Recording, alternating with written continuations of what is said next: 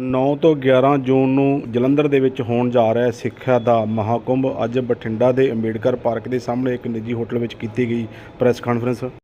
ਸਵਦੇਸੀ ਜਾਗਰਣ ਮੰਚ ਦੇ ਪ੍ਰਾਂਤ ਸਹਿਯੋਜਕ ਪ੍ਰੋਫੈਸਰ ਮਨਜੀਤ ਬਾਂਸਲ ਨੇ ਬੋਲਦਿਆਂ ਕਿਹਾ ਕਿ ਜਲੰਧਰ ਦੇ ਵਿੱਚ 9 ਤੋਂ 11 ਜੂਨ ਨੂੰ ਸਿੱਖਿਆ ਦਾ ਮਹਾਕੁੰਭ ਹੋਣ ਜਾ ਰਿਹਾ, ਜਿਸ ਦੇ ਵਿੱਚ ਵੱਡੇ ਕਾਲਜਾਂ ਦੇ ਵਿਦਿਆਰਥੀ ਅਤੇ ਸਿੱਖਿਆਰਥੀ ਭਾਗ ਲੈਣਗੇ। गुरुओं की धरती ਨੂੰ नमन करदा, आप सभी ਨੂੰ सत श्री अकाल करदा। ये जो प्रेस वार्ता हमने आज रखी है, इसका मुख्य उद्देश्य जो पंजाब की पावन धरती पे शिक्षा का समागम, शिक्षा महाकुंभ जिसको नाम दिया गया है, national institute of technology Jalandhar के प्रांगण में ये शिक्षा का महाकुंभ, ये दुनिया का पहला ऐसा महाकुंभ है जिसमें 26.5 करोड़ स्कूल के बच्चे और 4.5 करोड़ जो उच्च शिक्षा संस्थानों में बच्चे पढ़ते हैं उनको फोकस किया जा रहा है। और ये अपने आप में पहला ऐसा समागम होगा जहां पे 30.5 करोड़ बच्चों, स्कूल, कॉलेज, यूनिवर्सिटीज के बच्चे, शिक्षक, अभिभावक और शिक्षा से संबंधित जो भी इंडस्ट्रीज हैं उनका एक बहुत बड़ा समागम होगा।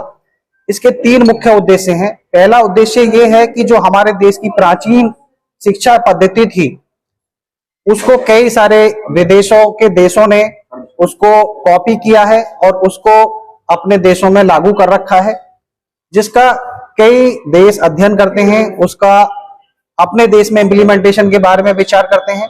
तो ये बात अपने आप में साबित करती है कि हमारे देश का जो प्राचीन शिक्षा पद्धति थी, तंत्र था, वो काफी उन्नत था। उसको हम कैसे आज की मॉडर्न टेक्नोलॉजी के साथ जोड़ के एक sustainable society, sustainable education system बना सके, ये इसका मुख्य उद्देश्य है। और पहले दिन का जो चिंतन मंथन होगा, क्योंकि ये 3 दिवसीय शिक्षा समागम है, तो उसमें पूरा जोर पहले दिन इसी पे दिया जाएगा। दूसरे दिन जो कौशल है, जो स्किल है, एंटरप्रेन्योरशिप है, क्योंकि हमारे प्राचीन काल में कौशल युक्त शिक्षा होती थी। आज देखें तो +2 के बाद अगर कोई बच्चा पास आउट होता है या ग्रेजुएशन करता है, वो अनस्किल्ड होता है, उसको नौकरियां नहीं मिलती हैं, क्योंकि समाज में धारणा ऐसी बना दी है कि पढ़ाई मतलब नौकरी, क्योंकि पढ़ाई मतलब नौकरी नहीं, पढ़ाई मतलब रोजगार। उसको कोई ना कोई स्किल आए, कोई ना कोई उसका कौशल उसमें विकसित हो और उसको वो समाज में लेके जाए और खुद एंटरप्रेन्योरशिप, इंडस्ट्रीज, स्टार्टअप वो शुरू कर सके। तो जो दूसरा दिन रहेगा इस समागम का, वो पूरा का पूरा इसी को समर्पित रहेगा। और जो तीसरा दिन है उसमें क्या है कि जो हायर एजुकेशन के संस्थान है, जैसे अभी हम एम्स के निदेशक महोदय से मिलकर आए, यहाँ पे और भी संस्थान है, सेंट्रल यूनिवर्सिटी भटिंडा है, ये कैसे जो स्कूली शिक्षा है उसके साथ इंटीग्रेट हो सकें, उनके साथ मिलके, क्योंकि यहाँ पे आसपास बहुत सारे ऐसे सरकारी संस्थान है, छोटे स्कूल हैं, जहाँ के बच्चों को यही नहीं पता कि एम्स में क्या होता है, कैसे पढ़ाई होती है। सभी बच्चे एम्स में, IIT में नहीं पहुंच पाते हैं, लेकिन अगर उन बच्चों को जीवन में 2-4 बार अवसर मिले स्कूल की शिक्षा के दौरान कि एम्स में जाने का मौका मिले, वहां की लैब्स को देखने का, वहां के ऑपरेशन थिएटर्स, IITs की लैब्स को देखने का मौका मिले, तो कहीं ना कहीं उनके अंदर एक बीजारोपण होगा कि हमें भी कुछ करना चाहिए, कौशल की दिशा में आगे बढ़ना चाहिए। तो इन संस्थानों को कैसे हम स्कूली शिक्षा के साथ जोड़ के आगे बढ़ा सकते हैं। इसके अलावा इस समागम में लगभग 4000 शोध पत्र पूरे देश से स्कूली शिक्षा के माध्यम से हम मंगा रहे हैं। और पंजाब में, क्योंकि इस समागम का आयोजन पहले संस्करण का हो रहा है, तो पंजाब के लगभग 4000 विद्यालय और संस्थानों को व्यक्तिगत रूप से हम जाएंगे, आमंत्रित करेंगे। और पंजाब से अकेले लगभग 10,000 शिक्षक, शिक्षार्थी, अभिभावक, उद्योगपति इस समागम में आ रहे हैं।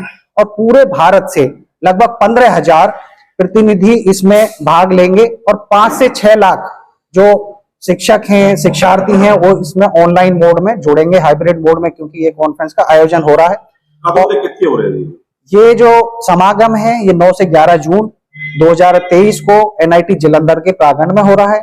और अगर इसमें बात की जाए कि कीनोट स्पीकर्स कौन रहेंगे, इसमें मुख्य वक्ता कौन रहेंगे, तो जो बड़े बड़े संस्थान है उनके निदेशक, अकेडमिशियंस इसमें मुख्य वक्ता के रूप में रहने वाले हैं। मुख्य अतिथि की बात करें तो शिक्षा मंत्री, भारत के युवा मामलों के मंत्री अनुराग सिंह ठाकुर, पंजाब के महामहिम, हरियाणा के महामहिम, हरियाणा के शिक्षा मंत्री, पंजाब के शिक्षा मंत्री, बाकी अन्य प्रांतों के शिक्षा मंत्री और शिक्षा सचिव इसमें अतिथि, मुख्य अतिथि के नाते रहने वाले हैं।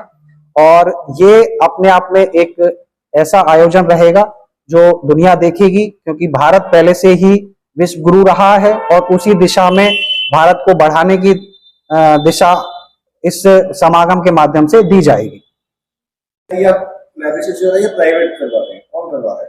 इसका अगर आयोजन की बात की जाए तो अभी तो इसको लगभग 7 संगठनों का समर्थन मिला हुआ है। हमें शिक्षा मंत्रालय का समर्थन मिला हुआ है, कौशल विकास मंत्रालय का समर्थन मिला हुआ है, हरियाणा के शिक्षा मंत्रालय का समर्थन मिला हुआ है, हरियाणा और पंजाब के राजभवन का समर्थन मिला हुआ है, NIT जालंधर जो कि एक राष्ट्रीय संस्थान है वो इसका मुख्य आयोजक है, और विद्या भारती एक दुनिया की सबसे बड़ी NGO है, वो इसका ओरिजिनेटर है।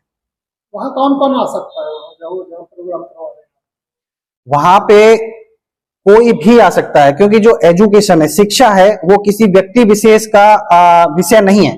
शिक्षा तो बच्चा पैदा हो जाए और जब तक वो जाए तब तक कहीं ना कहीं किसी ना किसी रूप में उसका शिक्षा से संबंध रहता है। कहीं पे वो सीधे तौर पे शिक्षा ले रहा होता है, कहीं पे उसके बच्चे धोते पोते शिक्षा ले रहे होते हैं। तो इसमें हर कोई व्यक्ति आमंत्रित है, क्योंकि शिक्षा सभी का विषय है।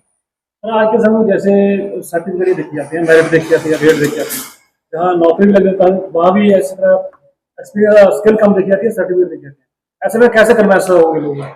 जी, इसके लिए बड़े अच्छा सवाल आपने पूछा। मैं डिपार्टमेंट ऑफ होलिस्टिक एजुकेशन का फाउंडिंग डायरेक्टर हूं। तो हमने कुछ प्रयोग किए हैं शिक्षा में कि जो सर्टिफिकेट होता है उसमें 5-6 सब्जेक्ट्स के मार्क्स होते हैं।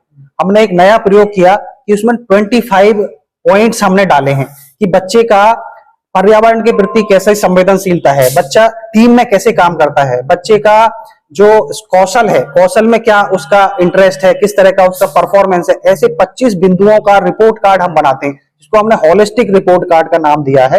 तो इससे यकीनन जब इस तरह का रिपोर्ट कार्ड सारे विद्यालय बनाना शुरू करेंगे तो यकीनन जो शिक्षा का स्वरूप है वो बदलेगा। और जो अभी नौकरी की चाह है लोगों में, सिर्फ नौकरी नौकरी, पेरेंट्स भी यही बोलते हैं, समाज भी यही बोलता है, वो कहीं ना कहीं वो हमारा DNA भी नहीं है। हमारे प्राचीन काल में नौकरी की परिकल्पना नहीं थी और नौकरी हमारा जो मन है, तन है, वो नहीं चाहता। हम तो मालिक थे और मालिक ही बनेंगे। अगर हम रोजगार सृजन की तरफ थोड़ा सा ध्यान दें, अपने बच्चों को कौशल युक्त बनाएं। पिछले दिनों में सिर्फ हम ही नहीं, सारी दुनिया बोलती है कि भारत सबसे नौजवान देश है, और अगर हमने अपने युवाओं को कौशल युक्त बना दिया तो 2050 तक भारत दुनिया की नंबर 1 इकोनॉमी बन जाएगा। ऐसा जापान, अमेरिका, यूरोप, कनाडा सारे देश बोलते हैं, और ऐसा होगा भी, क्योंकि आज अगर देखें तो भारत की जो ग्रोथ रेट है वो सबसे ज्यादा भारत की ही है पूरी दुनिया में।